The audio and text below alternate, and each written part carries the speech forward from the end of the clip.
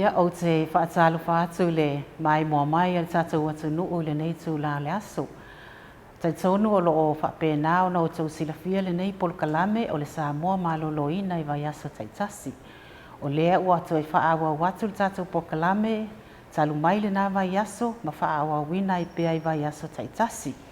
Ia o le nei la vai aso, ia o le a whaawa wai le tala noanga i pea o na iai le vai aso talu wai, i le wha ngā solonga leo tātou ngā luenga wha soifua malolo ina. Ia i wafu ma malai wa alele wha abao malo. A olo o mātou wha atasi ai la ma li i au le lei nei o olo o wha pēnā o na wha atino ina nei ngā luenga. Ia o le sunga ia lawasa fotua lii, ia o le taitai po le ali pule leo au au nanga i lunga o tua oi whaavao malo. Ia po o malai wa alele ma tātou wafu whaavao malo.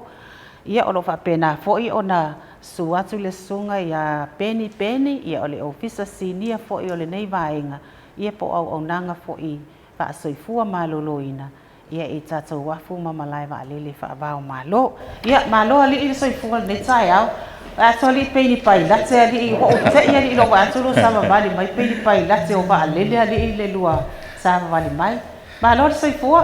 Ya, malo soifua manuel lau. Yo ngale fongo le tanto por kalaman itu la ya ya atalo fatu fo ile mai mosisi la mai fo yeso tanto watu olo o yai ni masalo e o le lava ma te mata mai ma ne no fo mai tua e yai tai mi su yai tato polo inga o le fo ila fa alongolongo atu ile nei vai aso olo o yai suinga o tato polo inga ia e mai se lava le tu langa le o tato ba afewa ilunga sami. Paina e sau noa la wasa i tūlanga le wha malama ia suinga, ia po wā fo ini tūlanga o fo ia suinga. Malo whaftai ma e mole tūlanga fo i whaafsilu. E sa loa ia tātou suinga o poloa inga o whamalanga inga fo ia so tātou watu nuu i le sa whampea ona whailoa atu le malo le tunu i vai ason te nei. Ai, mole sile fia fo i le malo le tātou watu nuu. E le ma whai ona tū maua tātou poloa inga nei o whamalanga inga. E te tau lava ona fua tātou poloa inga nei le lunga whaama ilo i laulangi te mil nei. Ilo te pōfo se lilo loo whaatupula ia pelinu melo i lantou loo a fie laulangi. Ia ai mese fo il tilo le tātou mtanga luenga ma le tātou mālo i tātou watunu tua oi. Pe yo fiti, ia mol silfia fiti le ua matua i te lele a whai no fiti il whaama il te mil nei. Ia o ina lo tilo ma fua il whaatulanga o tātou poloa inga o whamalanga ina. Ile tūlanga i tātou port tātou wafu mamlai wāli. Ia, ai mese lava i le wafu e peo i le wafu. Le olo o tatala pea tātou whamalanga ina le teminei ono lau ina mai o loe mana o mia le tunu. Peo le whonga tau mafa ia manisi o loe mana o mia. O le tele o tātou wa e a fia ia Samoa. E mua a fia ia le tunu le o fiti. Ona, whato a ui me le tono le tātou wa tunu. Le lawa i le tau ngol tātou poloa inga whamalanga ina le po tātou travel advice le sa whai loa fo il vai ason te nei. Ia, lawa il vai nga leo ilo te mawhai ona ui sa o mise wa ai fiti i Samoa te min nei. E te tau a mai ona i fiti. Ona malanga le i sisia tunu. E koe whai me ina la tau siakel ko viti ni a mautinoa. O saunga le mu kurua wa aia. Ia o le i malanga me tonu so tātou wa tunu. Awai, ngol sile fia ia, tasi leo awala mawhai ona ofi me fa ma itunu tātou watunu o le tātou wafu whaawa malo ma le tātou malai wālili so vaenga lana le ua umona whaatatia umua polkalama whaatatia le tātou mtanga luenga tātou te tali atu ai e le whaamai nei ia ai mese le wheo inga o waani la umei o loe mana o mia le tātou watunu so nei vaenga na o le tātou teu ngol poloa inga la wel teimi nei ona ofiti le teimi le masina te nei o lo mawhaino toi whai e fiti ni siaki o COVID o kurua wa. Na ua awele la tau wha mua i le tau controlling o wha mai tunu la tau tunu. So e te lefu ila la fianga o tātou pe ale whatinoa wa e ngana i fiti. Le ala ua, le il tātou polo inga lea. Tau ona ngai pia ngai o kilangi. Ia po isi a tātou boards pe o tonga. Ia whatau nuu mai susu e ngai e mautinoa. Ia. Uro, saunga le mu ia kurua wa ai. A toi alu la, le lau wha alau le veatu la. A toi fo ila le waa e aluatu i fiti alu i au kilani. E le toi oso mai lai au kilani sa u fiti wa lewa wa toi wha fo i atu i o. o ina lai sau sa ala le vai au kilani sau lo ini sa mo pe a foi ole ala le nai ui mai le va ta le mai e alu le okilani ele mo fina to ya fit so sa ola mai okilani sa mo nei ai o le si vaenga to mantu ai ele no tanto lo fa tu ngal vaenga le o pango fu mo sa fu se fa anto sa mai fiti pang e fa pena fu tonga so la wo tam wa fa tu langa uma ia pui nga tunu ia e ui uma va ai sia tunu fa to am faina fe la to wa ele sta to fa ta inga la na le o fa pena ona muli ta ia fo ia sia tunu awa pe ia o ta to la tunu mo le na ta to a mata ona tilo tu langa le mata tu ina o ta to wala va le ma wa fu fa va ma lo sai mi to a pe pesi ai au le la va pe e ulwa i fa tino la va ta to tu langa ia Haftai sa le le va mai il tu langal na o le va ya son ja ni le va alen ta fi ta tu sa mai fi ti sa ta tu ia o ta tu fu la le na amata mea i le ta tu polo inga fo le ia fato a mata ta tu ai effective ia polo inga fo a pango le aso so ai ino va mai pango le ua ta fi ta tu le va ale ia ma mata fo ia sia tu no pio tonga na wa ila tu polo inga fo le wel te mini mo va ai ia ola atu ia sau do mai ia le ali sini ai le tulanga le fanga solonga wale wa ia le swinga i polo inga o tatu va ai tau no mai i le wafu se sau no ala le tulanga le wa ile swinga le o fa tino ai ia le fanga solonga o kili ai no tatu va e a fiel tatu wafu ia o le taimi nei mai e o swinga fo le wa ai pe on ta o le sunga ya futoli e le mafai ona tu sau se va mai fiti a fea se o tatu atunu o Samoa e mua lava o na ngai se atunu e le o afia fai mai ai ia siaki fa foma ia tu am fai lore o na o fale mai se o tatu atunu mo ila to uma o au va afou e fa pea o na au wai lunga o va ia ua fa marusia lava ia inga al tatu atunu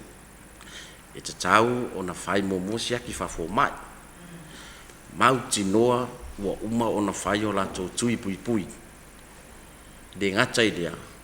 o lato susuina o lato toto po o plurality mo tangata fowia la a sauni e fa popo i foisi va e yo o mai Samoa o tato ia inga lana wa uma ona ave ia no fo sauni ai ia mafai ona ta pena o mai ai le yo o mai Samoa wa tar sa o mai e matua ide mafai ya ona u fare se va al termine ya fa pio tu langa sa ide i fa pio bo fa sa nia uma me ia va tu ta tom tanga duenga wa leva fo di masina o tato pui se o tato tu ia ma o matua tom fai la va ta ofi la va le ofi mai le fa ma ile nei ia e mua lava ona tu mai e company o ngal due fa tasi ma va ani fa mo bonga o mo tangata e ngadu due dunga ai le yo o mai Samoa ia ona tu ina mai ne fa mo bonga nei tato ofisa mo le sunga le fionga le fa tonsili ia na pasi mai le ya te mato ia awale so ina fo il taimi mo te fa tino matonga due ngai tai ia mo le anga ia tu tai e le mafai ona sau le va sau sa ona tonu le waf i o lava na finga ringa e fai tiu te tai ia mauti noa o sau ngale mu uma e le ngata ina au mai pepa ia mai tato officer o pepa foi lane e mauti o mato no le va ia mato watu foi la man fa mo monga nei ia tutusa le man fa mo monga le dunga le va wa o le podenga foi nei tu langa mai ia e se ari pipa mai foi ese foi me o dunga le va o le podenga na o ia mato ai la ni fisu ia inga fa pena wa sui mai le va ia le pepa ile le fa matalanga o pepa ia na mai momo o la se fa inga fa ia taimini ia o le taimini o lo so ronga le leipia ona o vave ona longo ina e kampania ai e ai foi va e ai e tu poi tu ranga va pia ia o le tari lava i le ma faina sa ton a watu no fenga luenga fa tu sa tu ia fa mo monga i le tu sa ia fa mon mo i le ma faina sa ton le va ia a faapea la ua lelei ma atoatoa uma sauniuniga vaaitai okei foi la ia leo tatou ofisa ia ona au mai lo le tonu au mai lo le tonu ma pi tatou afutele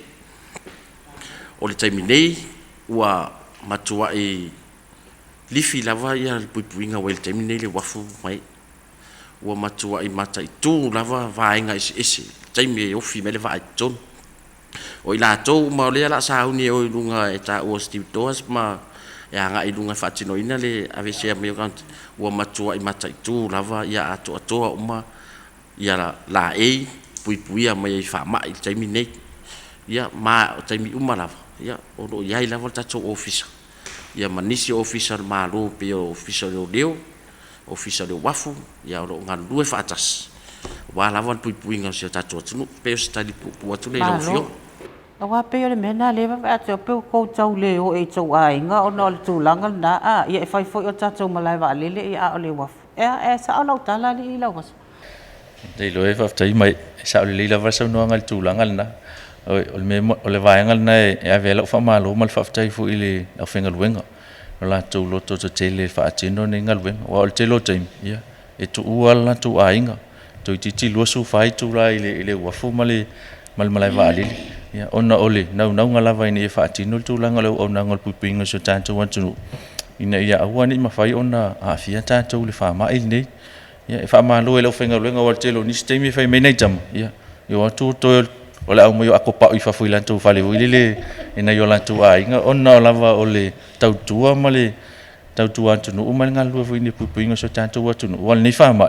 ya te lo bo le sela tau sanga talu ile sa ile influencer ya le fu fatu atu tu pu le ni fa ma so o se experience ta wa le fenga luenga te le se va nga o tau mo fa ina ia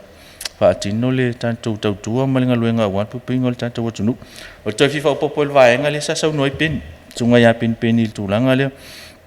e pe mole tatu polo inga fe malanga ina tu ai sai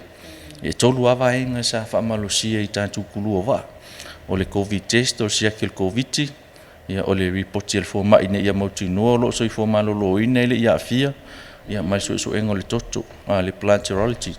ya e fua tatu polo inga ni ile lungol fa ma i pe ona o fa to ila matang ele mafaina pesi le lo fa ma il pacifica mi se tunu ya ai alu tatu le peso ile le level 1 o sifi fo ilunga tanto puipuinga ya la ufa popo ilo mare tui e tatau ona mai a uma ona fai tu el covid so skulu fo lava ona fatu ama faile ona fainga ruenga ilunga ma o le vaenga na ile na tanto mai o tunu umalalan la ufa tino ya vaenga yo puipuinga fo isi ma fu tilo lamba va ila tu ya o le saunga le mu la vo isi tu no le anga ia e fa pena fu le tel tanto wafu o te matea e mai alo ona le masina le ya ona fa malo sia lo le tangata fainga luenga le wafu se ilunga o man fa yo tui wa fa tanga o ne fainga luenga le wafu tatu tangata le lo fainga luenga le wafu ye mama tu o leo ia ole tatu ofisa fu yo le wafu fa va malo tatu le spa ia au skivi koa va nga yo ilunga la me container yo tatu company va shipping agents ma ila to umolo ile la to sau ia e mai alol masina nei fa malusia lo tatu va nga na onna le puipuinga la ia nei da te fa lang foi o le te no foi tu le no uma ma si o fa le o mo fa longo mo mata mai fo i fa nga so longa o tonga luenga ia nei fai tionga la itia le tunu ufa pe wa o ta fio fitele tato va e taimi wa sio ke tato o loa ia e fo taimi wa pe vo ile a ise tulanga wa le fia ile umina loka o ia se sau noa la wa sa i mafu anga le wa tau sau noa i nisi o mafu anga ia le mafu anga au tu lava te lo sa le lava mai te tau fu tanto wa tunu vai tau ni ona tanto ta pina o le wa tanto va ai ma tanto ma tau wa tunu uma o le pacifica mai se tunu o lolang ia u fa tu langa la tu polo inga o fa malanga ina ia tau fio filio no fio fa ma i tunu le tunu uma le tunu e fa pena fu ia tanto e va toi foi le tu ala lo tanto wa tunu ia lava mai pe lon sa ma o le vai tau ni ia tau on tatu tapina pina fu tulanga lu fe tau mea ai ia mo tino lava le sapalai o fonga tau mafu e wa lu tatu tilo mo tatu ilo ni te iloa o tatu va a ma sani on tau no mai te iloa vai aso o le a ta fa vai aso fatu am fai ona Va o loa. ai o le si vai nga fi fai lo tu tatu watu e lo o tau fiel tatu wafu o lea ta tala le tatu wafu ile fe malanga i me yo va accountina ni ona o le la unga me yo le oloe mana o mia le tatu Na o va ala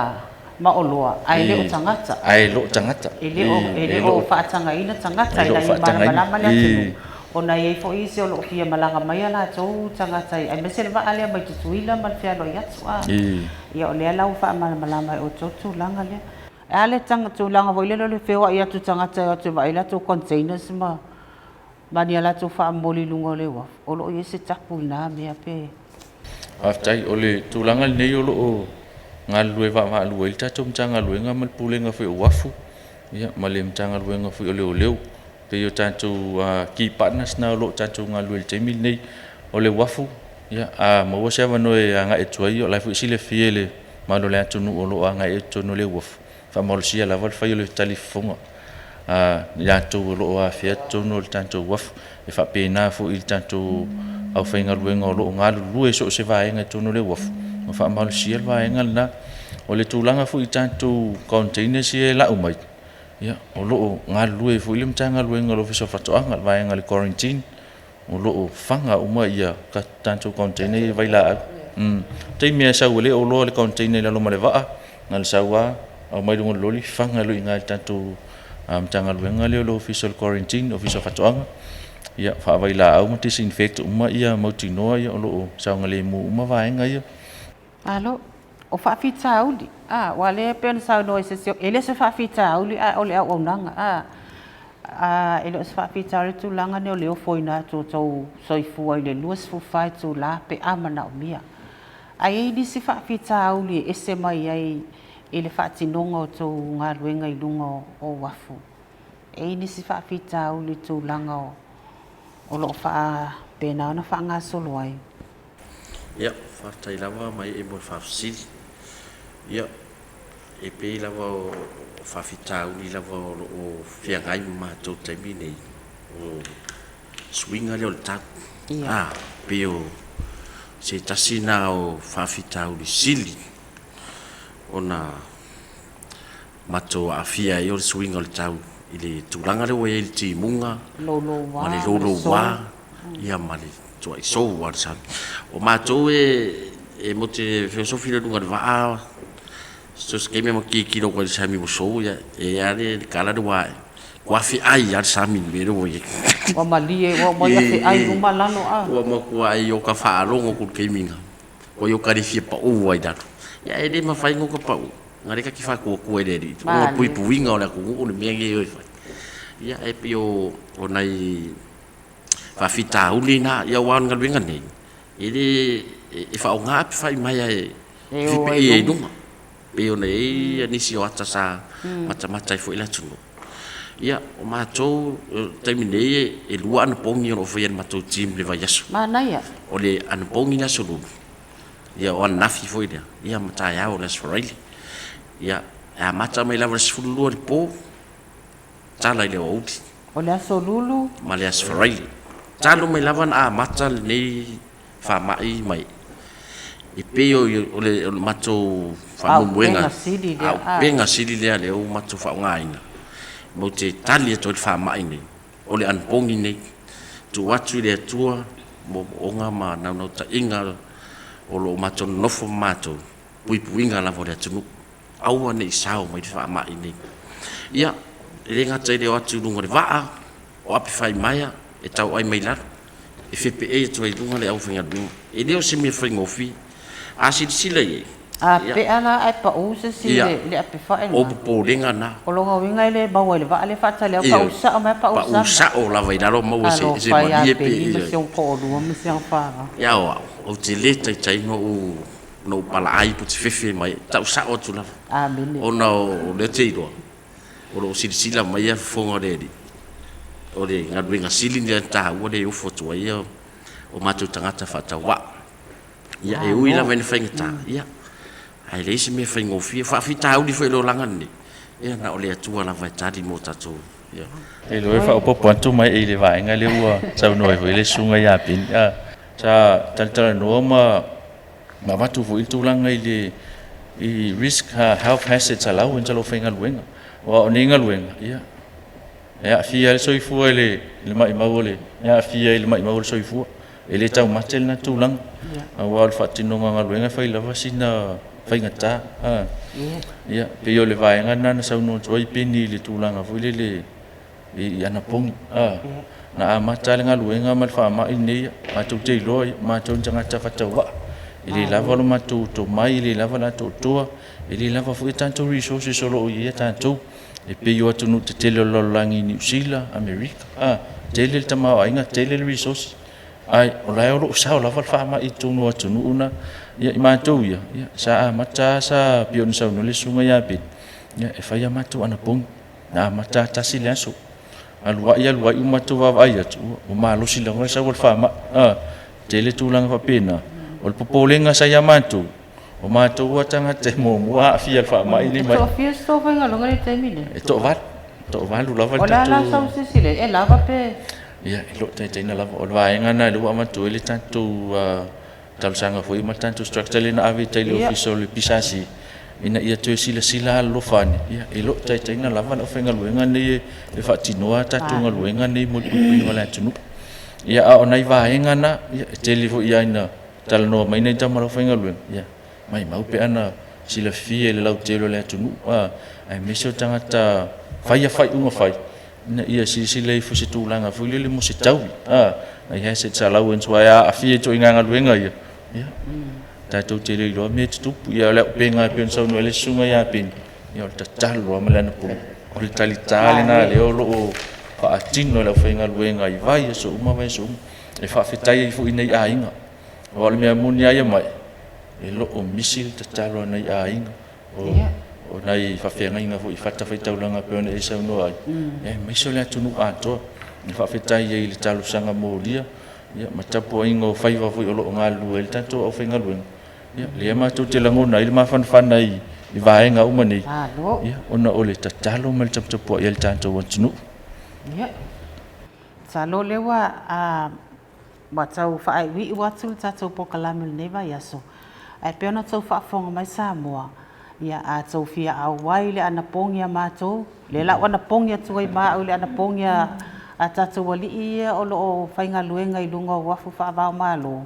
ia o le aso lulu ma le aso faraile manatua ai latou ia e maise fo'i o galuega fa'atino o lo'o feagai ma le tatou atunu'u ma so o se auaunaga ia ae le gata fo'i lea ia o lo'o fa'apena ona tou silafia lea ua fa'amalamalama le atu e latou le lamatia o latou ola i luga o sami ia i luga o afu fa'apena fo'i luga o va'alele auā o le faiga masani ma le tulafono lea ta'ate le tulafono autū na o le soifua malōlōina e muamua luluga le va'a akilia loa luga le va'a fato'au atu loa i se auaunaga le mālō pei lau tou fa'afoga mai e teena fo'i ai le tatou matagaluega nei ia le afea o va'a pe ai ai ni fa'ale tonu ona o le manu lauti ina ia puipuia Samoa ana leai le galuega fa'atino lea ua tusa lea tatou mafiti ua mai lava o i luga ia tatou tagata a'afia ae o le agaga fa'afetai le atua ia o loo fa'apena ona agalelei i le auaunaga ae o le a fa'auma atu ai i le tatou pokalame tatou toe felua'i fo'i le vai aso fou manu teleina tulaga o sua lenei aso fa'atai